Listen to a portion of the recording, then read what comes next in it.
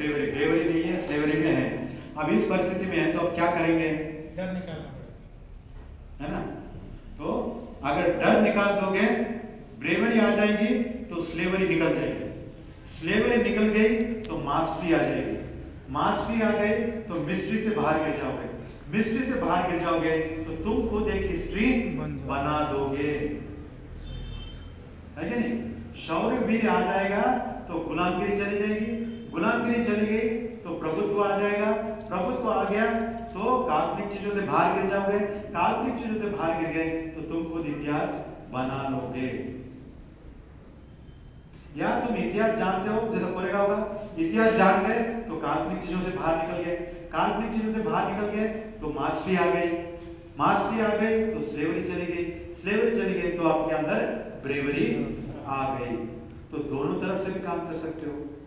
कोरेगांव जैसे इतिहास पढ़कर उधर से भी तुम शौर्यवीर हासिल कर सकते हो, या सीधे शौर्यवीर बताकर तुम खुद इतिहास बना सकते हो। दोनों तरफ से काम कर सकते हो। लेकिन हम लोग कौन सा तो काम करने को तैयार है क्या? उधर ना इतिहास पढ़कर तैयारी करने को तैयार है, न इधर शौर्यवीर बताकर हम कुछ तैयारी करने को तैयार है। तो ऐसा अगर निकम्मा नालायक समाज हो तो हम क्या करेंगे उसका? नेता भी चुनते हो तो कैसे निकम्मे नालायक नेता चुन रहे हो, बिकाऊ नेता चुन रहे हो। उसको पूछा रहे क्यों भाई बिकाऊ हुआ बोलता? अरे ये प्रजा ही बिकाऊ है, 500 वोट लिए बिना तो वोट नहीं करती, मैं बिक गया तो क्या हुआ? है कि नहीं? यथा प्रजा तथा राजा, तुम लोग चुन के भेजो तो तुम लोग अगर बिकाऊ हो तो तुम्हारे नेता भी बिकाऊ होंगे। तुम अगर न बिकते तो तुम्हारे नेता भी बिकने की हिम्मत नहीं करते। तो उनको दूसरों को दोष देना छोड़ो, अपने अंदर जो दोष है उसको सुधारने का प्रयत्न करो। अगर तुम ऐसे डरपोक रहोगे तो तुम्हारे नेता भी डरपोक ही रहेंगे। तुम अगर हिम्मत वाले रहोगे तो तुम्हारे नेता भी हिम्मत वाले रहेंगे। इसलिए किसी ने कहा है कि मान लो कुत्तों की सेना है, कुत्तों की सेना है और उनका नेता शेर है, उनका लीडर शेर है, तो तब क्या होगा? हर कुत्ता शेर की लड़ाई लड़ेगा। अगर कुत्तों की सेना है और उनका नेता अगर शेर है तो हर कुत्ता शेर की लड़ाई लड़ेगा। लेकिन मान लो शेर की सेना है, शेर की सेना है लेकिन उनका नेता कुत्ता है, कुत्ते की मौत मरेगा। तब क्या होगा? हर शेर कुत्ते की मौत मरेगा। कुत्ते की मौत मरेगा। मरेगा क्या नहीं? और आज वही हो रहा है। तुम होंगे बड़े शेर, तुम शेर होंगे लेकिन तुम्हारा नेता कुत्ता है। इस नेता कुत्ता होने के कारण तुम लोग भी कुत्ते की मौत मर रहे हो। तो पहले नेता शेर के जैसा तो चुनो, खुद पहले शेर बनो और नेताओं को भी शेर जैसा चुनो, तब जाकर कुछ होगा। तुम कुत्ते हो या मान लो तुम शेर हो, लेकिन तुम्हारे नेता अगर कुत्ते होंगे तो तुम क्या कर पाओगे? तुमको भी कुत्ते की मौत मरना ही पड़ेगा। तो इसलिए क्या है कि पहले आदमी को खुद को धैर्यवान होना होगा, शौर्य वीर बताना होगा, हर प्रकार का डर निकाल देना होगा। हमारे लोग कुछ भी कहो डर, गणित वो मैथमेटिक्स बहुत कठिन है, हम नहीं हो सकता। इंजीनियर नहीं, इंजीनियर मैथमेटिक्स मेरे से नहीं होता। एमबीबीएस वो भी साइंस है, वो मुझसे नहीं होता। आईएएस वो मुझसे नहीं, फिर होता क्या है तुमसे? आईएएस नहीं होता, आईपीएस नहीं होता, इंजीनियर नहीं होता, डॉक्टर नहीं होता, खाली चपरासी का होता है क्या? खाली गवर्नमेंट का क्लर्क का जॉब मिल गया तो बस है। गवर्नमेंट जॉब होना चाहिए, वो प्यून का जॉब ही क्यों ना हो, अपने आप को राजा समझता है। एक बार प्यून की नौकरी मिल गई तो बस शराब पीना, गटर में सोना, ये उसकी उपलब्धि है। तो इन चीजों से जब तक ये समाज बाहर नहीं निकलेगा, 60 साल नहीं 60,000 साल हो गए तो भी तुम्हारा उद्धार होने वाला नहीं है। तुम्हारा उद्धार होने का एक ही मूल मंत्र है, धैर्यवान बनो, अपने हक अधिकार के लिए लड़ना सीखो, बोलना सीखो। तुम बोलने के लिए डरते हो, अब लड़ने की बात तो दूर रही, इतने डरपोक।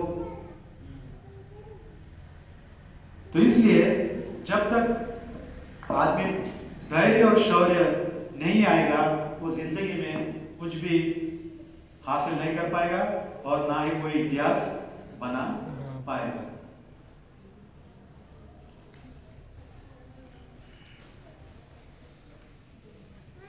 तो ठीक है, बाबा साहब ने हमको बहुत कुछ दिया, बहुत कुछ समझाया, है ना। ठीक है, उसके पहले धैर्य ईश्वर की बात जब आई गई है तो और एक प्रश्न पूछना है कि बौद्ध धर्म ये हिंसावादी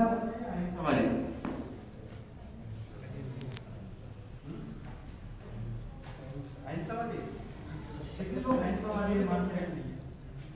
हाथ उठाइए, अहिंसा मानने वाले हाथ उठाइए। अच्छा, इतने लोग अहिंसा। तो बाकी के लोग क्या हिंसावादी ऐसा मानते हैं?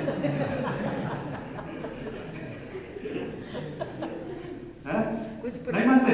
फिर वो भी नहीं मानते, ये नहीं मानते, फिर मानते क्या है? मिडिल वे मध्यम मार्ग। आधा ना मानते, ये मध्यम बड़ी पता है। यानी मारेंगे तो आधा मारेंगे, पूरा नहीं मारेंगे। तो यही तो परेशानी है, इस तरह से हमारे कॉन्सेप्ट क्लियर नहीं है। तो अहिंसावादी इसका मतलब क्या? हम घास है, कोई भी आके काट के चला जाए, बैठ जाओगे। तो फिर क्या है अहिंसावादी? ऐसा समझ कर तो ही इतिहास में हम देखते हैं कि कई भिक्षुओं के सर काटे गए और हम लोग अहिंसावादी बोल के बैठे रहे, कुछ भी नहीं कर पाए। गलत चीजों को धारण करके इतना बड़ा नुकसान है। तुम्हारे इतने गुरुओं को काट दिए गए, इतने सारे उपासक थे, क्या कर रहे थे? सब अहिंसावादी बन के बैठ गए। और बहुत सारे नालायक निकम्मे कायर लोगों के लिए ये अहिंसावादी एक कवच है। हम अहिंसावादी हैं इसलिए हम लड़ते नहीं, हम क्या करें? हम तो बुद्धिस्ट है भाई, हम तो ये सब नहीं करते, इसलिए हम संघर्ष नहीं करते, हम लड़ाई नहीं करते। तो फिर मरने के लिए तैयार हो गया ऐसा बैठे बैठे? वो भी तो तैयार नहीं है।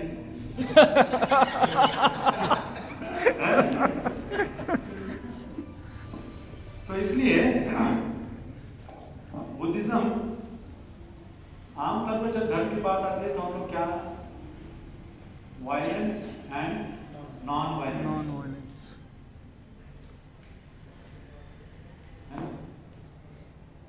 तो बौद्ध धर्म ये वायलेंस का धर्म भी नहीं है, नॉन वायलेंस का भी धर्म नहीं है।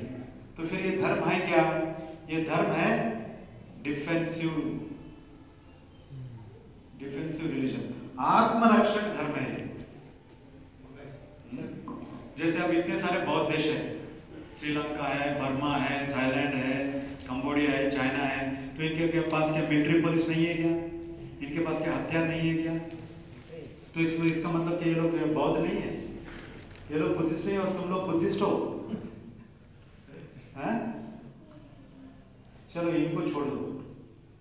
बुद्ध के समय में हम लेते हैं, बुद्ध के समय में कितने राजा थे? प्रसन्नजित, ये लोग सब राजा थे ना। तो इन लोगों ने क्या बुद्धिस्ट बनने के बाद हथियार छोड़ दिए थे क्या? बुद्ध ने उनसे कहा, बिंबिसार और प्रसन्नजित से, कि भाई अब तुम तो बुद्धिस्ट बन गए, पेरिस में आ गए, चलो तुम्हारी आर्मी सारी डिसमेंटल कर दो, हथियार पूरा फेंक दो। ऐसा बुद्ध ने कहा क्या उनसे? फिर तुम कहां से बता रहे हो अहिंसावाद? हथियार फेंक दिया, सम्राट अशोक ने भी हथियार डाल दिए के क्या गुलाम हो गए? सम्राट अशोक अगर हथियार डाल देते थे तो दूसरे दिन उसको काट देते ना, कितने दुश्मन नहीं थे। तो फिर ये कहां से हमने सीखा जो प्रचार करता है कि अहिंसा परमो धर्म का धर्म है, ये बुद्ध ऐसा सिखाता है? ऐसा कहीं पर बुद्ध ने कहा है क्या? फिर कहां से पढ़ के बताते हो ये सब? कैसे पता चला ये अहिंसा का धर्म है? कहां से क्या क्या बातें पकड़ लेते हो और क्या क्या धारण कर लेते हो, पता नहीं। वो दिव्य वाणी आती है क्या तुम्हारे अंदर?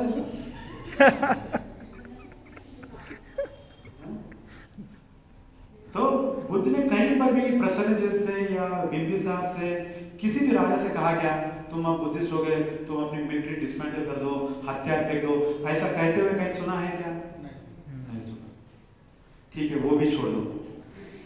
अब भगवान बुद्ध को भी कई बार कई लोगों ने मारने का प्रयत्न किया है क्या नहीं? जैसा क्या कहते हैं अपना नालागिरी, ठीक है, वो हाथी जब उनके ऊपर छोड़ा गया तो क्या बुद्ध ऐसे खड़े रहे, मैं तो अहिंसावादी हूँ, आओ मुझे तुंगल के चले जाओ, ऐसा कहा गया? फिर क्या किया बुद्ध ने? तो बुद्ध ने अपनी आध्यात्मिक शक्ति का इस्तेमाल किया, जो मैत्री बल था उसका इस्तेमाल करके उसको दमन किया। उसी तरह से अंगुलीमाल उनको मारने के लिए दौड़ा, तो क्या बुद्ध ऐसे खड़े रहे कि हाँ मैं तो अहिंसक हूँ, हाँ मेरी उंगली काट के और ले जा, ऐसा खड़े रहते क्या? फिर क्या किया उन्होंने? उन्होंने अपने शक्ति का इस्तेमाल किया, अपनी हैसियत के अनुसार उनके पास जो शक्ति थी उस शक्ति का इस्तेमाल किया कि वो वहां का वहां दौड़ता ही था लेकिन पहुंच नहीं पाता था, दौड़ दौड़ के थक गया वो, तब उसको लगा ये क्या है। और इस तरह से वहां पर भी बुद्ध ने तो यही नहीं कहा कि आप मार दे, मैं तो अहिंसक हूं। उसी उतना ही नहीं, देवदत्त ने वो तीर कमान वालों को भेजा था बुद्ध को मारने के लिए, तो लोग सब बुद्ध को मारने गए, तो क्या बुद्ध ऐसे खड़े रहे कि हाँ मार दो तीर, में मारने के लिए तैयार हूं। तो फिर क्या किया बुद्ध ने? बुद्ध ने अपने वही आध्यात्मिक शक्ति का इस्तेमाल किया और उनको वहां के जहां पत्थर जैसा बना दिया, हिल डुल नहीं सकते थे। तो इस तरह से हम देखते हैं कि स्वयं बुद्ध भी अपने अनुसार अपनी शक्ति का प्रयोग किया है अपनी आत्मरक्षा के लिए। मैं अहिंसक हूँ, मैं बुद्धिस्ट हूँ, मैं बौद्ध हूँ, इसलिए मुझे मारो, घास की तरह काट के ले जाओ, ऐसा कहा गया। फिर हम लोग कहाँ से ये पढ़ के सुना रहे हैं लोगों को? ऐसे गलत धारणा करके ही तुम्हारे भिक्षुओं के कितने की सर काटे अतीत में, उससे भी तुमने नहीं सीखा। बुद्ध ने अगर कहा कि हथियार नहीं रखना है तो वो केवल किसको कहा? भिक्षुओं को कहा कि भिक्षुओं तुम लोग हथियार नहीं रखना चाहिए। ये गृहस्थियों से कहा क्या? राजाओं से कहा क्या? सैनिकों से कहा क्या? फिर जो भिक्षुओं को कहा वो तुम क्यों ले रहे? और भिक्षुओं को भी हथियार रखने के लिए क्यों कहा? क्योंकि बुद्ध ने उनको पहले इंतजाम कर दिया था, भिक्षुओं की रक्षा की जो जिम्मेदारी है वो वहां के राजा की और प्रजा की है। क्योंकि बहुत सारे राजा तो बुद्ध के अनुयायी बन ही गए थे, तो बुद्ध ने यह नियम बनाया कि भिक्षुओं की रक्षा की जो जिम्मेदारी है वो राजा की है और प्रजा की है। तो जब राजा और प्रजा की जिम्मेदारी रक्षा करना, तो भिक्षुओं का हथियार रखने की क्या जरूरत है कि नहीं? तभी नहीं, आज भी देख लो हमारे देश का जो कानून क्या कहता है, हम लोग हथियार नहीं रख सकते, है कि नहीं? क्यों नहीं रख सकते? क्योंकि देश का कानून कहता है तुम्हारी रक्षा की जिम्मेदारी पुलिस के पास है, मिलिट्री के पास है, उनके पास है, इसलिए तुम हथियार नहीं रख सकते। तुम्हारी सुरक्षा की जिम्मेदारी उनके ऊपर है, इसलिए तुम नहीं रख सकते। तो उसी तरह से भगवान बुद्ध ने कहा कि राजा और प्रजा की जिम्मेदारी है भिक्षुओं की रक्षा करना, इसलिए तुमको हथियार रखने की जरूरत नहीं है। तो वो भिक्षुओं को कहा था, तुमको कहा था? अपनी आत्मरक्षा के लिए भी तुम लड़ोगे नहीं। बीवी बच्चों को कोई मार रहा है, काट रहा है, तो भी चुप बैठोगे मैं बुद्धिस्ट हूं बोल के? कौन सा ये धर्म तुमने कहां से पढ़ा? बुद्धानिज्म धर्म कितने लोगों ने पढ़ा? हाथ उठाओ। हाँ, बुद्धानिज्म धर्म में क्या है? बाबा साहब ने क्या कहा है इस मामले में? हाँ, पढ़ा है तो कहीं तो पढ़ा है ना, क्या पढ़ा है इस मामले में? एक कहानी बताइए, बताइए क्या है? देखो पढ़ते भी है तो याद नहीं रहती, इधर पढ़ते इधर चला जाता है। इतने महान लोग हैं हम लोग, हैं? बुद्ध आए, बोधिसत्व आए, सब आए, तो हम लोग तो जहाँ के वहाँ है। तुम कितने भी आ जाओ, हम अपनी जगह रहेंगे, हिलेंगे डुलेंगे नहीं, हैं? तो बुद्धानिज्म में साफ बाबा साहब ने कहानी बताते हैं कि एक सेनापति आया और बुद्ध से कहने लगा कि भगवान आप अहिंसा का धर्म पढ़ाते हैं, फिर हम तो सैनिक, कोई भी हमारा राज्य आकर लूट सकता है, हमको मार काट के जा सकता है, हम कैसे पालन कर सकते हैं तुम्हारा धर्म? तो तब बुद्ध क्या कहते हैं? मेरा मतलब ये नहीं है अहिंसा का मतलब कि तुम कोई भी आए तो तुमको काट के मार के चले जाए। मेरा मतलब ये है कि तुम पहले वार नहीं करोगे, लेकिन अगर कोई वार करता है तो आत्मरक्षा में तुम उसका मुंहतोड़ जवाब दे सकते हो। यानी तुम ऑफेंसिव नहीं हो सकते, तुम डिफेंसिव हो सकते हो। और आज हमारा देश का कानून, संविधान भी वही कहता है, बाबा साहब ने भी वही संविधान में लिख कर गया है कि तुम पहले हत्या नहीं करनी चाहिए, किसको मारना नहीं चाहिए, लेकिन कोई तुमको मारने आए तो आत्मरक्षा में तुम मार सकते हो, तुम उससे लड़ सकते हो। लेकिन हम आत्मरक्षा में भी लड़ने को तैयार नहीं है। कोई मान भंग कर रहा है, कोई मार रहा है, तो हम दया की भीख मांग रहे हैं, लेकिन आत्मरक्षा में लड़ने को तैयार नहीं। कितने निकम्मे नालायक हो गए। कोई आके मार रहा है और भगवान के लिए मुझे छोड़ दो। क्या डायलॉग है, भगवान के लिए मुझे छोड़ दो।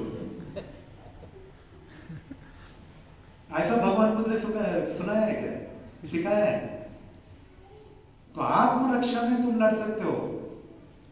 इस तरह से घास बन के मत कटो। न ये कहीं बुद्ध ने कहा है, न स्वयं बुद्ध ने वो फॉलो किया है, न उन्होंने राजाओं से कहा, न सैनिकों से कहा, न गृहस्थियों से कहा। जब वो कहते हैं कि पानातिपात वगैरह हत्या नहीं करना चाहिए, या तुम अपनी तरफ से नहीं करना चाहिए, लेकिन अगर तुमको मारने आ जाए तो। इसलिए बाबा साहब ने कहा the need to kill and the will to kill, इसमें अंतर समझना चाहिए। मारने की इच्छा और मारने की आवश्यकता, ये दोनों में अंतर समझना चाहिए। हमारी मारने की इच्छा नहीं होनी चाहिए, लेकिन आवश्यकता पड़े तो। There should not be will to kill, but if there is need to kill, you have to be ready. तो इस तरह से समझाया गया है, और हम लोग कुछ ही समझते रहते हैं। इस कारण से भी हम लोग कायर हो गए। बुद्ध ने समझा एक, हम समझे एक, और इस तरह से निकम्मे नालायक होकर सारा धैर्य शौर्य खोकर गुलामी में पड़े हुए हैं।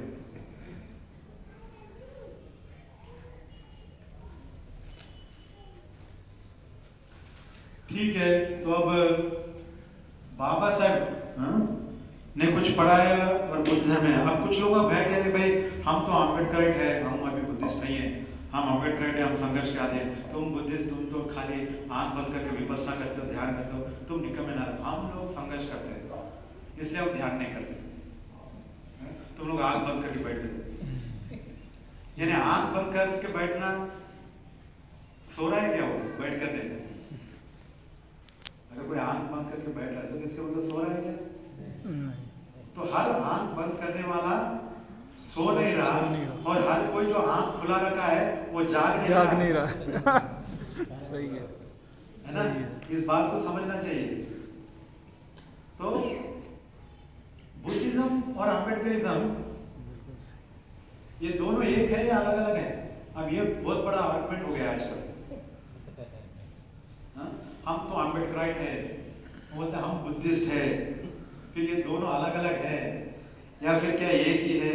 क्या है? आजकल जैन मूल निवासी भी आ गए।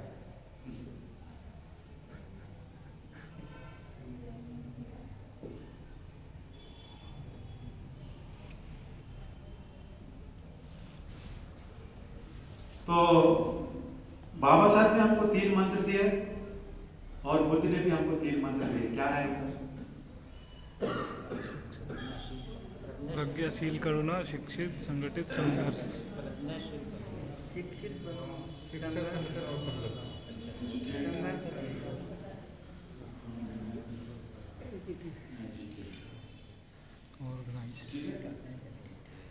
बुद्ध ने क्या कहा? बुद्ध ने भी 3 मंत्र दिए। क्या दिया? प्रज्ञाशील करना, अत्यधिक 3 मंत्र बोले। तुम क्या है 3 शब्द बोले? ये देखो ऐसा है हमारा सोच, हम बोलते हैं ये शील, समाधि और प्रज्ञा। बुद्धम धम्मम शील, समाधि और प्रज्ञा या पानी। विजडम। तो हम बाबा साहब को बोधिसत्व भी कहते हैं, है कि नहीं? बाबा साहब को बोधिसत्व कहते हो? तो बोधिसत्व का मतलब क्या है?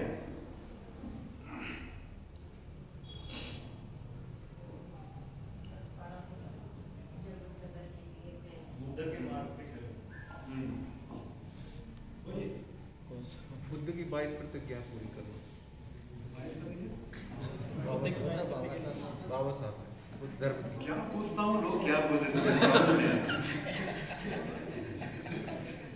मुझे डाउट आता है कि मैंने क्या प्रश्न किया।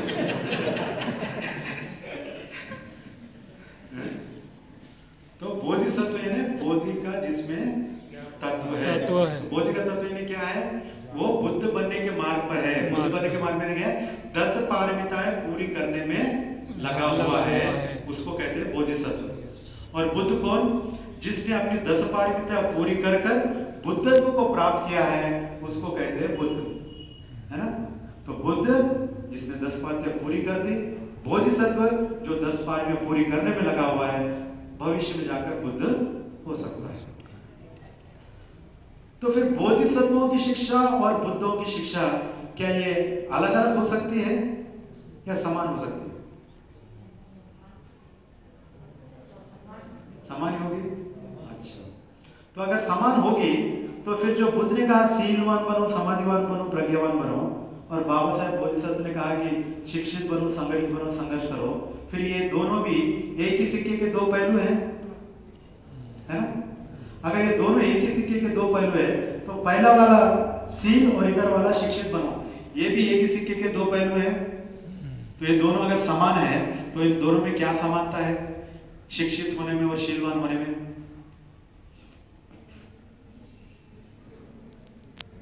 शिक्षित बनेगा तभी तो शीलवान बनेगा, शिक्षित होने के बाद ही तो शीलवान बनेगा। फिर शिक्षित इतने सारा समाज हो गया, शीलवान क्यों नहीं हो रहा है? पालन नहीं कर रहे, नौकरी के लिए शील का पालन नहीं कर रहे, नौकरी करने के लिए पेट पाल रही है।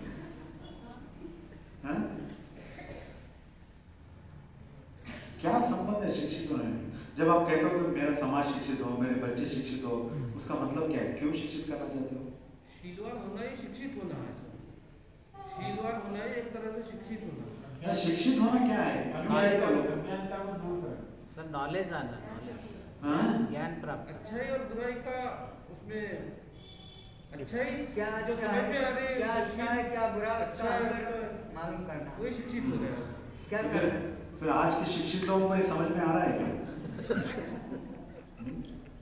आज जो माँ बाप अपने बच्चों को शिक्षित कर रहे हैं, क्या उद्देश्य से शिक्षित कर रहे हैं?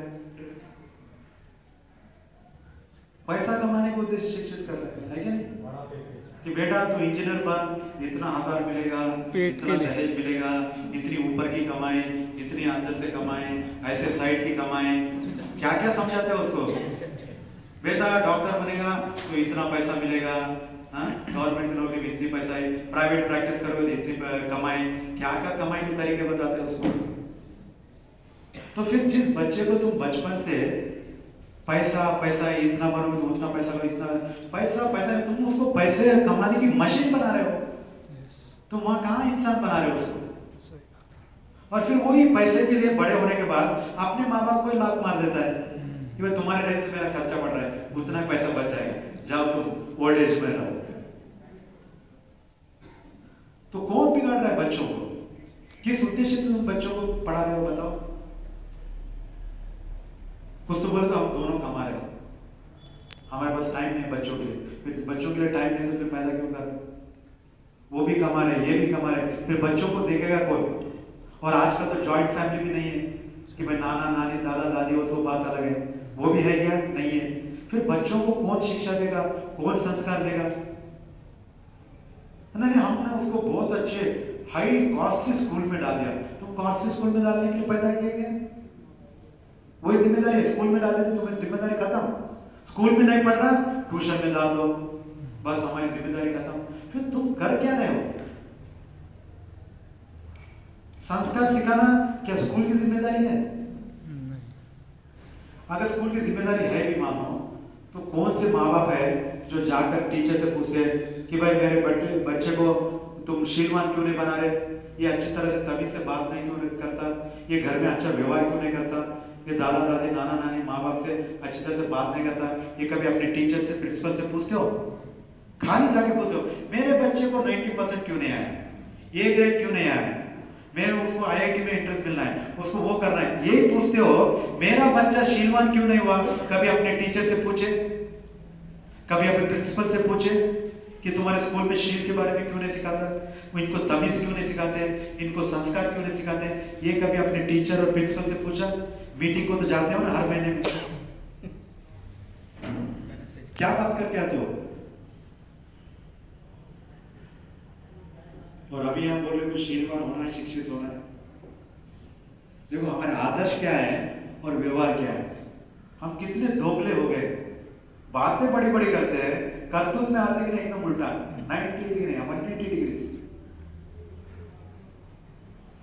तो वास्तव में शिक्षित होना है क्या है कि भाई ये मेरा बच्चा अगर शिक्षित हो गया, इसको ठीक क्या है गलत है समझ में आएगा, तो ये गलत नहीं करेगा ठीक करेगा।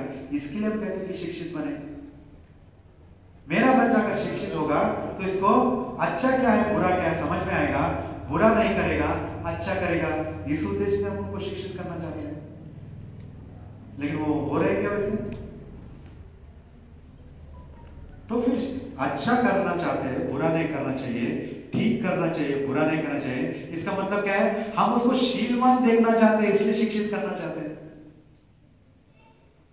तो वास्तव में शिक्षित होना यानी शीलवान होना है। अगर वो शिक्षित है लेकिन शीलवान नहीं है तो क्या करोगे उस शिक्षित का?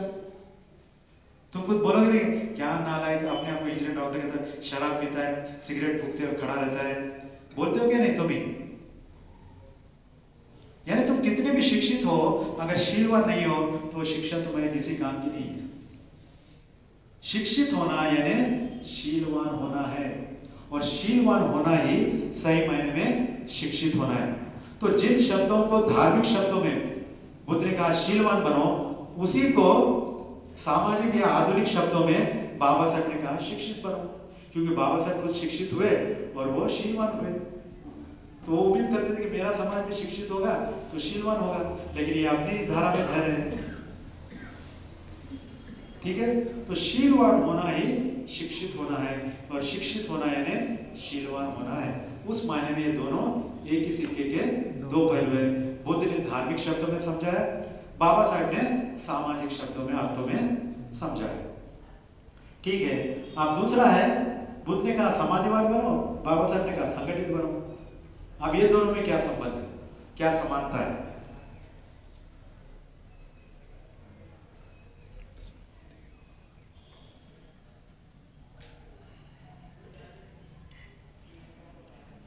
समाधि का मतलब क्या है?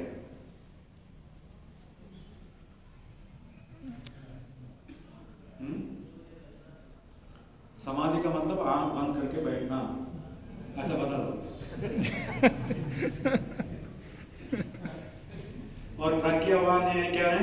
प्रज्ञावान यानी जो आंख खोलकर बैठा है वो प्रज्ञावान। हमारे अपने डेफिनेशन से वो बुद्ध क्या बोले, बाबा साहब से आपको कोई मतलब नहीं। ठीक है, समाधि छोड़ो, संगठित बनो। क्या मतलब है, किस बात का संगठित होना है?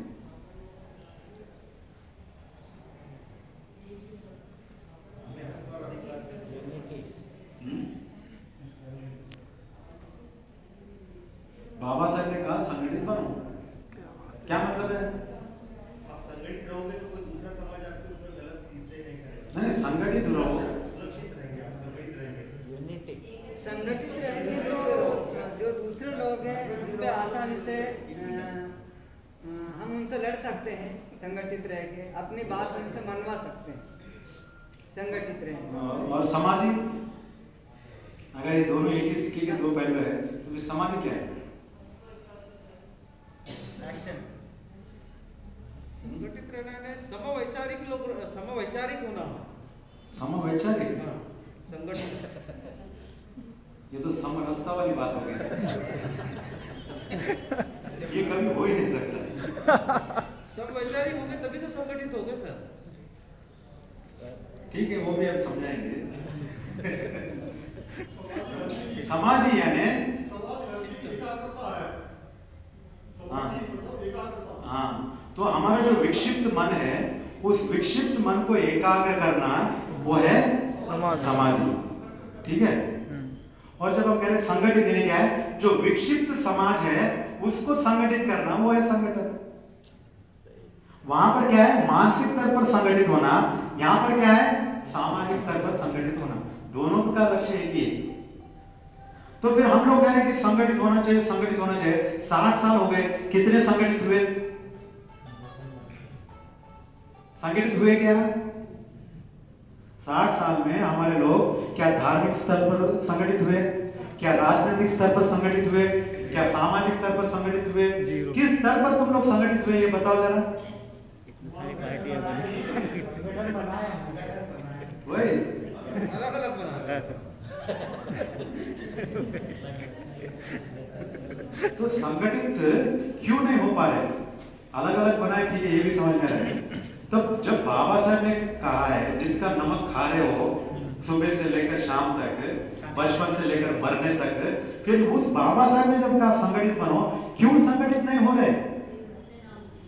सभी को समझ में आ रहा है, सभी शिक्षित है, सभी समझदार है, संगठित होना चाहिए बोल के बोल भी रहा हो, फिर क्यों नहीं हो रहे संगठित? क्योंकि बाबा साहब को मानते हैं, उनकी नहीं मानते। लॉजिकल कारण क्या है, क्यों हम लोग संगठित नहीं हो रहे? यही विश्लेषण करना है। जैसे हमने पहले से कहा कि हम यहाँ पर सत्य का विश्लेषण करने आए, हमारे ईद की जो परिस्थितियां हैं, हमारे जो सिचुएशंस है वो ऐसे है, तो क्यों है उसका विश्लेषण होना चाहिए। शायद हमारी जो सामाजिक गतिविधियां हैं हमारे समाज की, या जो शिक्षित करने की एक एजुकेशन तो है ही अपनी जगह पर, तो चल रही है, लेकिन जो धार्मिक एजुकेशन है जैसे आप दे रहे समाज को, वो उसमें कहीं ना कहीं कमियां रही, इस कारण हम धार्मिक रूप से संगठित नहीं हुए। धार्मिक रूप से संगठित होना है ना, हम सब बुद्धिस्ट है बोल दिए तो धार्मिक रूप से संगठित हो गए। हम सभी हम बुद्धिस्ट हैं, धम्म संगठित। वही कैसे? धम्म बौद्ध धर्म में हम फॉलो कर रहे हैं ना, हम सब बुद्धिस्ट हैं, तो फिर हम संगठित हो गए। उसका प्रचार प्रसार में कहीं प्रचार प्रसार कर ही रहे हैं ना, 60 साल हो गए प्रचार प्रसार करते।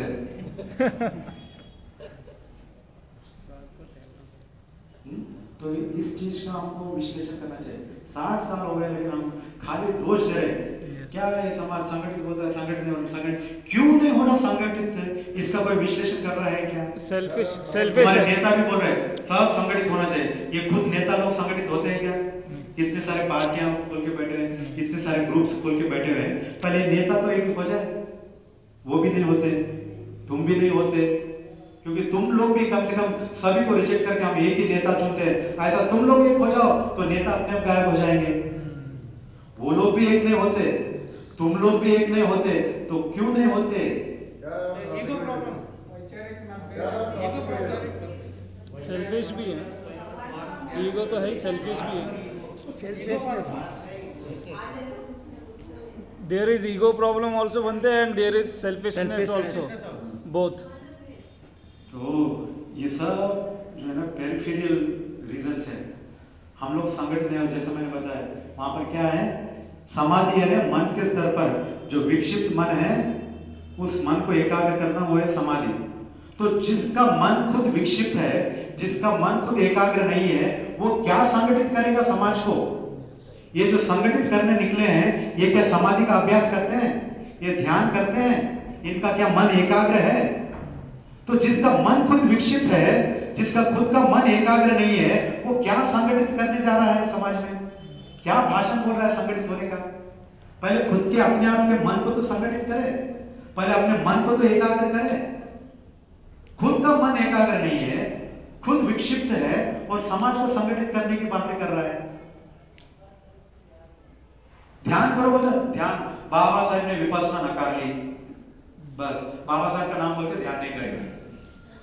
ध्यान करना आंख बंद करके सोते रहते, हम लोग वैसा नहीं करते, हम अम्बेडकरवादी संघर्ष के आदि। एक डायलॉग बोल देना, ये आएगा सीख लिए बस, फिल्मी डायलॉग मारना और चलते बनना। जिस आदमी का मन विक्षिप्त है, जिस आदमी का मन एकाग्र नहीं है, जब एकाग्र नहीं है तो क्लैरिटी नहीं है, जब क्लैरिटी नहीं है तो वो समाज में क्या संगठित करेगा? खुद का मन इतना बिखरा हुआ है, वो समाज को कैसे एक करेगा? तो अगर इतने 60 सालों से हमारा समाज अगर संगठित नहीं हो रहा, तो इसका कारण एकमात्र कारण है कि ये समाज समाधिवान समाज नहीं है, ये समाधि का अभ्यास नहीं कर रहा, ये मन को एकाग्र नहीं कर रहा।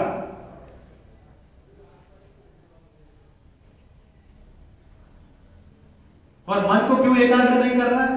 अब और एक प्रश्न है, क्यों समाधि में नहीं बैठता है? थोड़ी देर बैठा है, ये बेकार है, क्या है, काला काला दिखता है, उठ के चला जाता है। और ये बता रहे तारे तारे दिख रहे, इससे क्या होता है भाई, हम उठ के जा रहे हैं। क्यों नहीं बैठ सकता है? मंकी माइंड, कोई क्यों नहीं बैठ सकता है समाधि में? उछल कूद करता रहता है। क्योंकि ये समाज में ज्यादातर समाधिवाद क्यों नहीं है? क्योंकि वो शीलवान नहीं है। जो शीलवान नहीं है वो कैसे समाधि का अभ्यास करेगा? उसको तो वो मन उठा के पटकेगा अगर शील नहीं है तो। शील बिना शील के ध्यान में बैठेगा तो उसको उठा के पटकेगा और वो बोलेगा नहीं नहीं ये बेकार है। बेकारी इसमें है लेकिन वो ध्यान को बेकार बोलेगा। क्योंकि जो आदमी शील तोड़ के कैसे ध्यान करेगा बोलो? मान लो जाके मर्डर करेगा और बोलेगा मैं ध्यान करूंगा, हो गया क्या?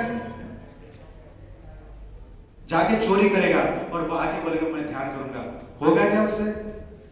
जाके व्यभिचार करेगा और बोलेगा आके मैं ध्यान करूंगा, हो गया क्या उससे ध्यान? झूठ बोलेगा, गाली गलौज करेगा और फिर आगे करेगा ध्यान, हो गया क्या उससे ध्यान? शराब पिएगा और बैठेगा मैं अब गहरे ध्यान में जाता हूं, जाएगा क्या? तो ये समाज क्यों ध्यान नहीं करता? क्योंकि ये समाज शील का पालन नहीं करता। इसको शराब चाहिए, इसको गुटखा चाहिए, इसको खनी चाहिए, ये चाहिए इसको। और कारण क्या बोलता है? नहीं बाबा साहब ने ध्यान के बारे में कुछ नहीं बोला। सीधा से बोलना मेरे से ध्यान नहीं होता, मैं शीलवान नहीं हूं, सीधा सीधा बोल। क्यों बाबा साहब के मुंह में डाल के अपना सपोर्ट लेता है? तो 60 साल नहीं तुम 60,000 साल भी संगठित बनो, चिल्ला चिल्ला के गला फाड़ के भी अगर बोलोगे तो ये समाज कभी संगठित होने वाला नहीं है। इस समाज को अगर संगठित करना है तो पहले इस समाज को समाधिवान होना होगा, अपने मन को एकाग्र करना होगा, अपने विक्षिप्त मन को एकाग्र करना होगा। और उस मन को एकाग्र करना है, समाधि करना है तो इस समाज को शीलवान होना होगा, पंचशील का कड़ाई से पालन करना होगा, तब जाके तुम्हारा समाज संगठित होगा। शील नहीं है, समाधि नहीं है और डायरेक्ट संगठन करने की बातें कर रहे हो, डायरेक्ट प्रज्ञा की बातें करते हो, बेसिक फाउंडेशन नहीं है और छत डालने की बातें करते हो। क्या किताबें पढ़कर शील आ जाता है क्या? क्या किताबें पढ़ के समाधि आती है? क्या किताबें पढ़ के प्रज्ञा आती है? अगर शिक्षित बनो, संगठित बनो, संघर्ष करो, इससे अगर तुम्हारा उद्धार हो जाता तो बाबा साहब को बुद्ध धर्म तुमको देने की आवश्यकता थी क्या? 1950 में संविधान में तुमको शिक्षा का, कमाने का, नौकरी का सारा अधिकार दे दिया। फिर अगर नौकरी करके शिक्षित होकर पैसे कमाकर तुम्हारा उद्धार होता तो फिर 1956 में फिर बाबा साहब को बुद्ध धर्म तुमको देने की क्या आवश्यकता थी? इसके बारे में कभी सोचा क्या? जब पैसे कमाने मात्र से, डिग्री लेने मात्र से अगर तुम्हारा उद्धार होता तो वो तो संविधान में बाबा साहब ने 1950 में तुमको दे दिया था। फिर उनको बौद्ध धर्म देने की आवश्यकता क्यों पड़ी? इसके ऊपर कभी विचार किया क्या? विचार करते तो आज ये परिस्थिति नहीं होती। मरते वक्त बाबा साहब ने कहा अपने सारी जिंदगी बौद्ध धर्म के प्रचार के लिए करूंगा, यानी बौद्ध धर्म को इंपॉर्टेंस दिया, पैसे को या राजनीति को नहीं दिया। क्योंकि बाबा साहब को मालूम था जब तक ये शीलवान समाजवान नहीं होंगे, न ये राजनीतिक रूप से सक्सेसफुल होंगे, न ये आर्थिक रूप से सक्सेसफुल होंगे, ये तो और भी बिगड़ जाएंगे। तो इसलिए खाली संगठित होना बोल के भाषण देने से ये समाज संगठित होने वाला नहीं है। अगर इस समाज को संगठित करना चाहते हो तो पहले इस समाज को समाधिवान समाज बनाओ, और इस समाज को समाधिवान समाज बनाना चाहते हो तो उसको पहले शीलवान समाज बनाओ। तभी जाकर तुम संगठन होने की, संगठन खोलने की, संगठित संघर्ष करने की बातें कर सकते हो। वरना खाली बातें हो गई, अभी भी हो रही है, आगे भी ऐसे ही होते रहेगी। सही मायने में अगर तुमको अपने समाज को संगठित करना है तो कम से कम अब से तो भी समाधिवान समाज बनाओ, शीलवान समाज बनाओ, तब जाके तुम्हारे संगठित होने की बात सफल होगी। ठीक है, तो इस तरह से अब आखिरी वाला है, बुद्ध ने कहा प्रज्ञावान बनो, बाबा साहब ने कहा संघर्ष करो। अब प्रज्ञावान होने में और संघर्ष करने में क्या संबंध है?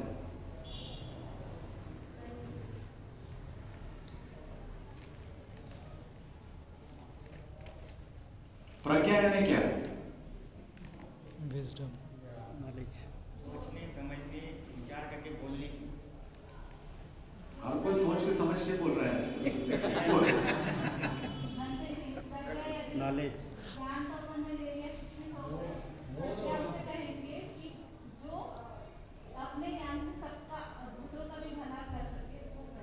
संकल्प, जैसे कि शुद्ध में प्रज्ञा, चिंतन में प्रज्ञा, भावना में प्रज्ञा। ये तो इंटेलेक्चुअल प्रॉब्लम ही तो है हमारे समाज का। हाँ? जा पढ़ पढ़ के इंटेलेक्चुअल हो गए, प्रैक्टिकल क्या है चीजें पता नहीं चल रही। हाँ? ठीक है, वो छोड़ो, संघर्ष करो। क्या संघर्ष करो? चलो इधर बाबा साहब की बातें बोलो, बुद्ध की तो बहुत ऊंची है। चलो बाबा साहब की बातें करते हैं। संघर्ष करो। क्या संघर्ष करो?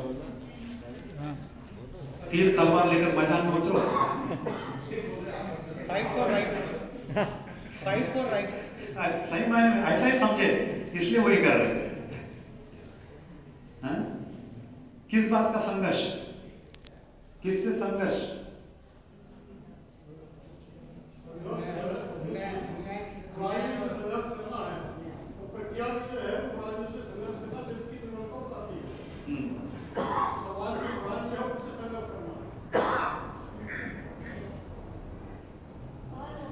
आपके ऑनलाइन क्लास अटेंड कर रहे हैं क्या?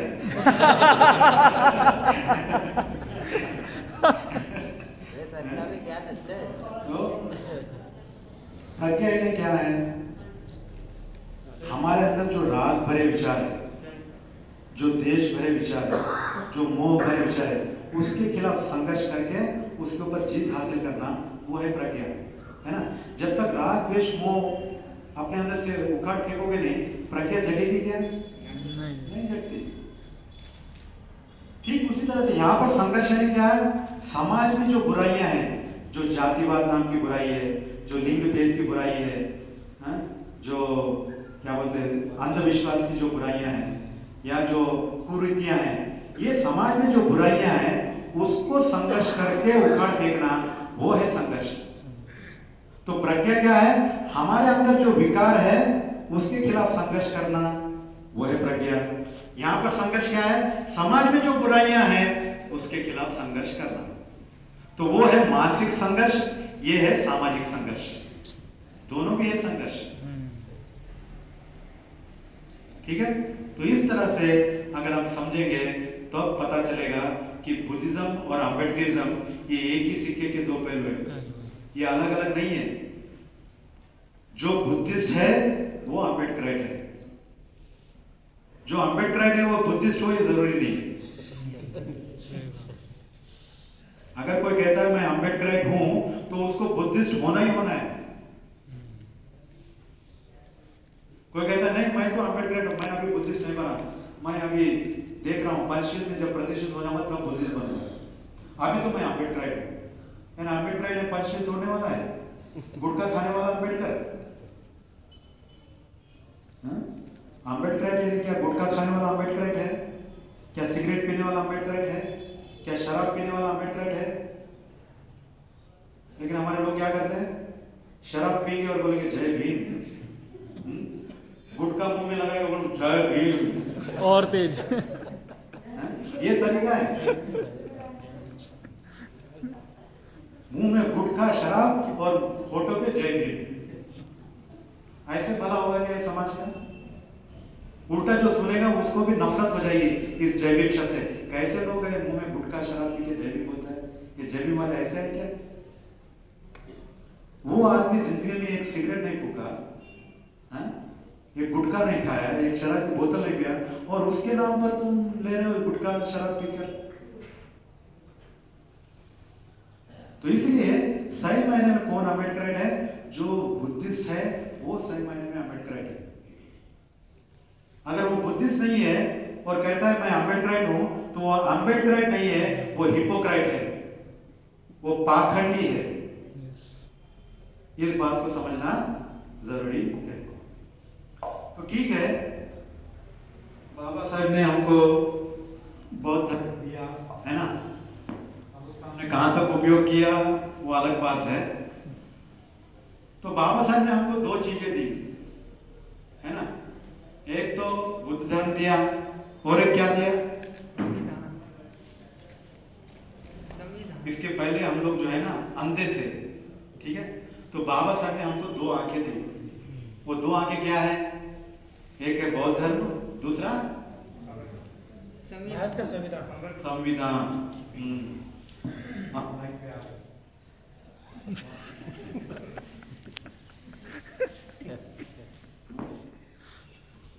वो संविधान और बौद्ध धर्म ये हमारी 2 आंखें हैं, ठीक है? तो ये जब संविधान बाबा साहब ने लिखा तो क्या क्या उस प्रियम्बल में है?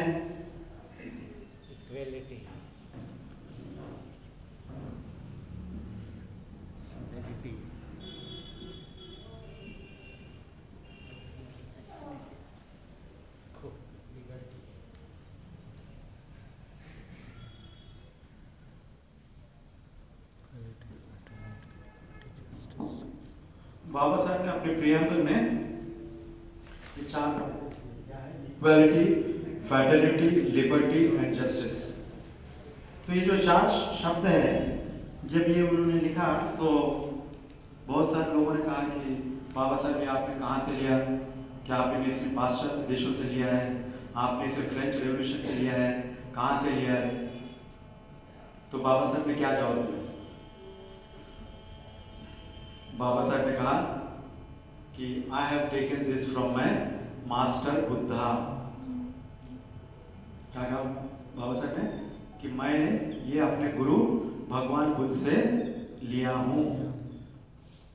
तो भगवान बुद्ध की शिक्षा में कहां पर है इक्वालिटी, फ्रैटर्निटी, लिबर्टी, जस्टिस? ये शब्द है क्या? कहीं पर तो दिखाई नहीं देते। फिर त्रिपिटक में कौन से शब्द हैं? तो त्रिपिटक अगर सार देखें क्या सिखाया है, चाहे इधर से उधर से घुमा फिरा के, तो ये 4 बातें देखने को मिलती है। क्या है? सील, समाधि, प्रज्ञा और निब्बान। ये 4 ही चीजों के बारे में बात किया है। तो यानी एक तरह से इन शब्दों को बाबा साहब ने बुद्ध से लेकर संविधान में डाला है। यानी हम ये कह सकते हैं कि जो बुद्ध की शिक्षा है और जो संविधान में शब्द है, ये एक ही सिक्के के 2 पहलू हैं, ठीक है? तो उसका मतलब ये हुआ कि सील, समाधि, प्रज्ञा और निब्बाना एक तरफ, दूसरी तरफ समानता, बंधुता, स्वतंत्रता और न्याय, ये एक तरफ। ये दोनों एक ही सिक्के के 2 पहलू हैं। अगर ये एक ही सिक्के के 2 पहलू हैं, तो फिर हमको सोचना है कि सील में और समानता में क्या संबंध है? जैसे हमने पहले शील में और शिक्षित होने में संबंध क्या है ढूंढा, समानता क्या है ढूंढा।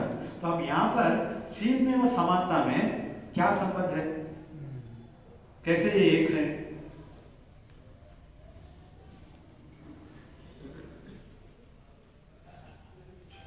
जिसमें ये सील होगा वो दूसरों को अपने साथ समझेगा। क्यों समझेगा सर?